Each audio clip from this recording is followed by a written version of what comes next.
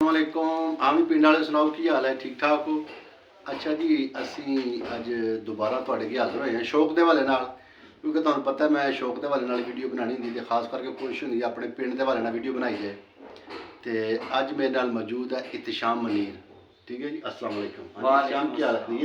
ਠੀਕ ਠਾਕ।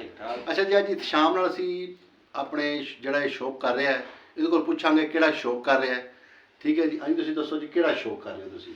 ਇਸ ਟਾਈਮ ਭਾਈਜਾਨ ਸ਼ੌਂਕ ਕਰਦੇ ਜੇ ਕਬੂਤਰਾਂ ਦਾ। ਠੀਕ ਹੋ ਗਿਆ। ਕਬੂਤਰਾਂ ਦੇ ਬਾਰੇ ਕਿਤਨੇ ਅਰਸਾ ਹੋ ਗਿਆ ਤੁਹਾਨੂੰ ਸ਼ੌਕ ਕਰਦੇ ਜੀ? ਇਹ ਮਾਸ਼ਾਅੱਲਾ ਸ਼ੌਂਕ ਕਰਦੇ ਆ ਸਾਨੂੰ ਕਮ ਸੇ ਕਮ 7-8 ਸਾਲ ਹੋ ਗਏ। ਥੋੜਾ ਉੱਚੀ ਬੋਲ। 7-8 ਸਾਲ ਹੋ ਗਏ ਤੁਹਾਨੂੰ ਸ਼ੌਕ ਕਰਦੇ? ਸ਼ੌਂਕ ਕਰਦੇ। ਅੱਛਾ, ਸਾਡੇ ਪਿੰਡ ਤਕਰੀਬਨ ਕਿਤਨੀ ਕੀ ਛੱਤਾਂ ਨੇ ਇਸ ਟਾਈਮ ਕਬੂਤਰਾਂ ਦੀ? ਇਸ ਟਾਈਮ ਮਸ਼ਹੂਰ ਛੱਤਾਂ ਜਿਹੜੀਆਂ 7 ਛੱਤਾਂ ਨੇ। ਠੀਕ ਹੋ ਗਿਆ ਜੀ। ਕਿਹੜੀ ਕਿਹੜੀ ਹੈ ਜੀ? ਛੱਤ ਮੁਬਸ਼ਰ ਵਾਲਦਾਰ, ਠੀਕ ਹੋ ਗਿਆ।